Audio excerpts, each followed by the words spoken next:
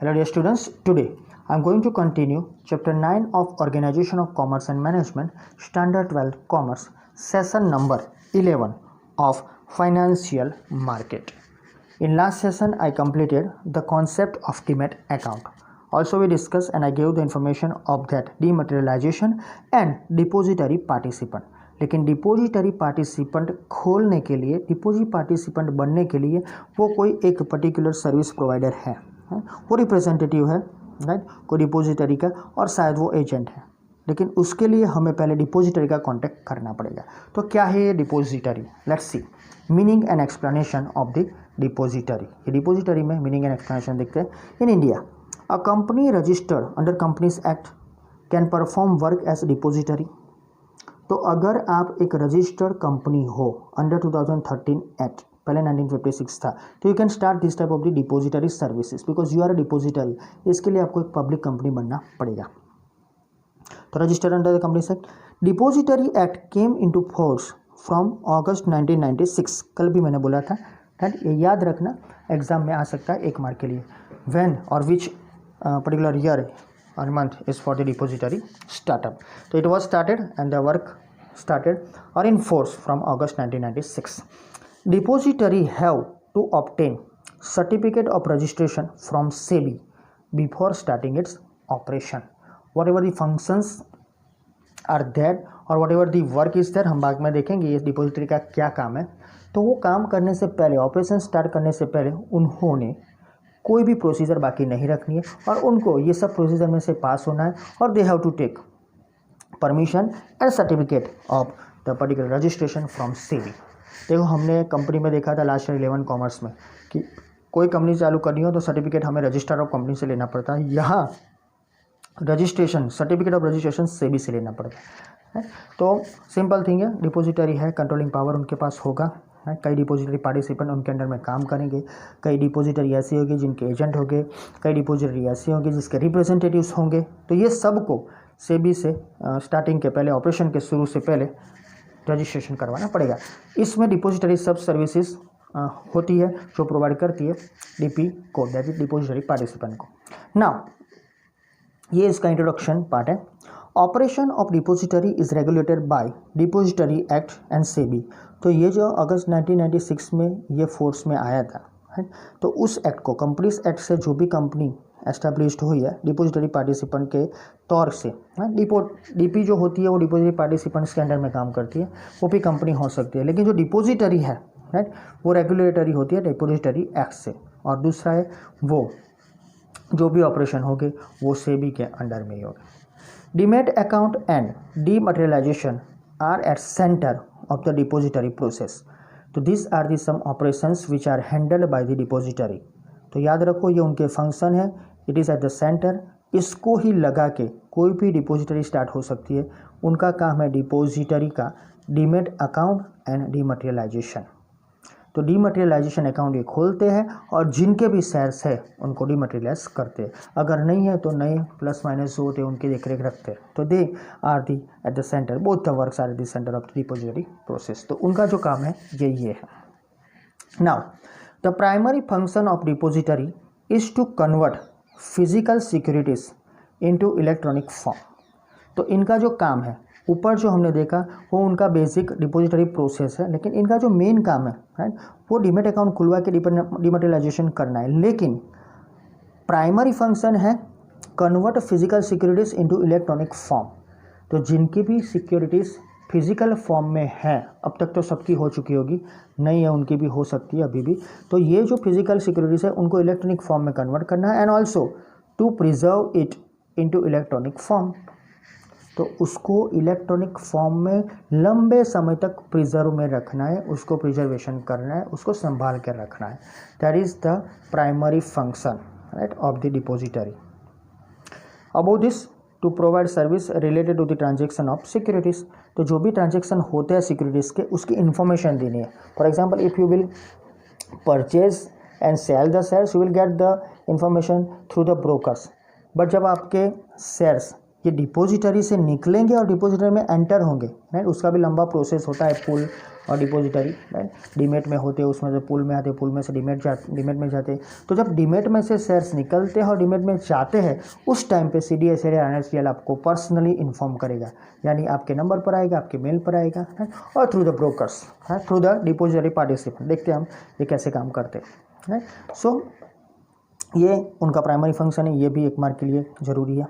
Eight present there are 2 depositories in India. ये question I think 2018 में था, है, कौन सा है पुराना वाला, ये पूछा था, डायरेक्टली नहीं पूछा था। Which is the oldest, right, एक आया था पर्टिकुलर ओल्डेस्ट एक्सचेंज और एक आया था ओल्डेस्ट डिपॉजिटरी। तो यहाँ याद रखो, at present there are 2 depositories in India. First one NSDL, full form भी याद रखो, National Securities Depository Limited, NSDL National Security Depository Limited. दूसरा है CDSL Central Depository Service Limited. लेकिन ये एक अभी उसका इश्यू भी गया 2 साल पहले, आई थिंक 2 साल तो हो गए, 2018-19 में आई थी उसका इश्यू आया था। तो ये एक इंडिया के लिए, इंडिया है, that means it is from the outside of the country. इसकी जो सर्विसेज है वो इंटरनेशनल लेवल से हो रही थी पहले, अब यहाँ उसका लिस्टिंग भी हो चुका है, तो इंडिया लिमिटेड के तौर पर ये काम करता है। तो CDSL Central Depository Services India Limited, तो ये दोनों NSDL CDSL। Above both this two NSDL CDSL the depositories provide their services through intermediaries. कोई बीच वाला डिपॉजिटरी पार्टिसिपेंट्स होता है, कोई बीच वाला एजेंट होता है, right, who are their representatives और एजेंट। तो ये ऊपर वाली NSDL CDSL दोनों भी जो डिपॉजिटरी है वो उनकी सर्विस प्रोवाइड करती है थ्रू दिस टू इंटरमीडियरीज। वो कौन होते हैं, रिप्रेजेंटेटिव होती है या एजेंट होते हैं, who are called depository participant. उनको हम DP बुलाते हैं और हम DP के कॉन्टैक्ट में, we are not directly in contact with the depository, हम कॉन्टैक्ट में होते हैं DP यानी डिपॉजिटरी पार्टिसिपेंट। तो उनके जो भी पार्टिसिपेंट्स है, राइट, उनको हम बोलते हैं डिपॉजिटरी पार्टिसिपेंट, उनके रिप्रेजेंटेटिव और उनके in simple words agents, simple है। सो ये कौन हो सकते हैं, they are called depository participant. वो कौन हो सकते हैं, बैंक्स हो सकती है, राइट, फाइनेंशियल इंस्टीट्यूशंस हो सकते हैं, हमने लास्ट ईयर सीखा था अलग अलग टाइप की फाइनेंशियल इंस्टीट्यूशंस है, एंड शेयर ब्रोकर्स हो सकते हैं, कोई भी हो सकता है, can work as a depository participant, right. तो ये भी नाम याद रखो, बैंक्स, फाइनेंशियल इंस्टीट्यूशंस या share broker can become depository participants, they can become the representative or agent of the depository. So this is the information, basic information of depository. Now moving towards the point, that is the first one, NSDL. देखते हैं NSDL short note के लिए ज़रूरी है, national Securities Depository Limited. NSDL क्या है, क्या काम करता है, काम तो देख लिया हमने क्या करते हैं, कहाँ और कैसे एस्टैब्लिश हुआ था। NSDL is a public company, that's good, formed under the companies act. तो वो तो बहुत सालों पहले ये पब्लिक कंपनी एस्टैब्लिश हो चुकी थी, and it was registered with the SEBI in 1996। तो ये क्वेश्चन पूछा गया था, राइट, MCQ में, कि कौन सी वाली पहले खुली थी। वो अगर CDSL आएगा तब आपको मालूम पड़ेगा कि पहले NSDL स्टार्ट हुआ था। So it was registered with the SEBI in 1996। तो 1996 ने ये कंपनी ने सेबी के अंडर में रजिस्ट्रेशन किया, ये भी यार याद रखो। NSDL was promoted by NSE, that is National Stock Exchange, and with the collaboration of some of the financial institutions. तो ये कैसे और कब खुली थी, ये तो बहुत सालों पहले खुली थी, लेकिन रजिस्टर जब हुई 1996 में, वहाँ पर उस टाइम पे उसने पर्टिकुलर डिपॉजिटरी ने नेशनल स्टॉक एक्सचेंज के साथ काम करा और सिंपल थिंग प्रमोशन उसके थ्रू ही हुआ। तो promoted by the NSE National Stock Exchange and also some of the financial institutions were there.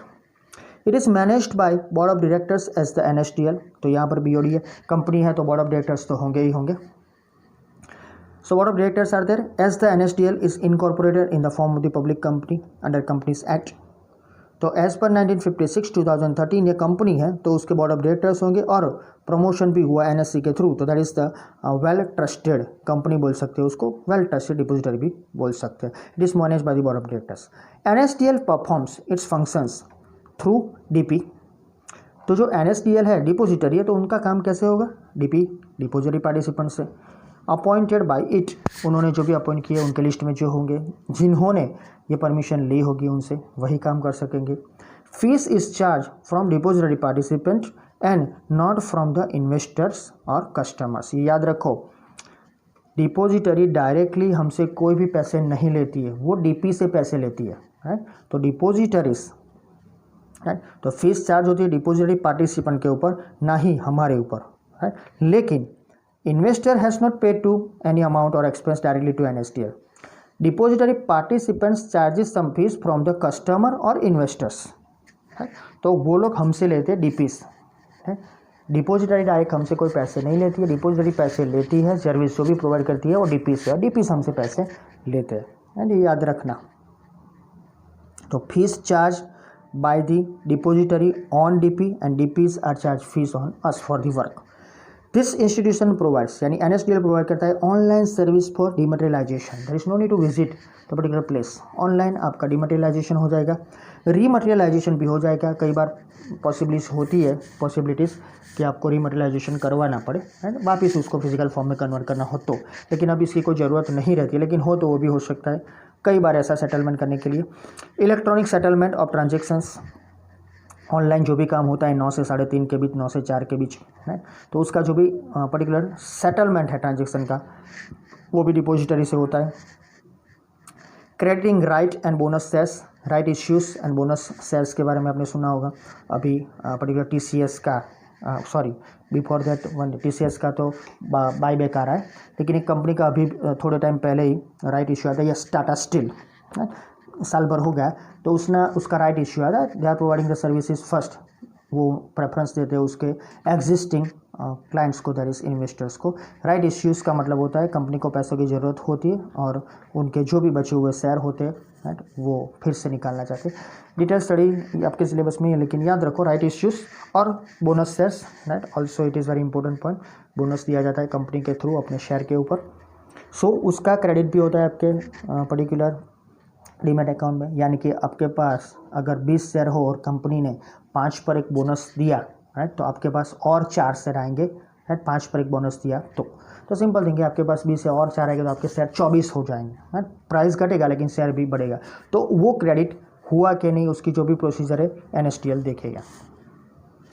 And last one that is वो उस कस्टमर के अकाउंट में। Last one freezing customers account, कई मामलों में प्रॉब्लम होता है तो कस्टमर्स का अकाउंट फ्रीज भी किया जाता है कई समय के लिए।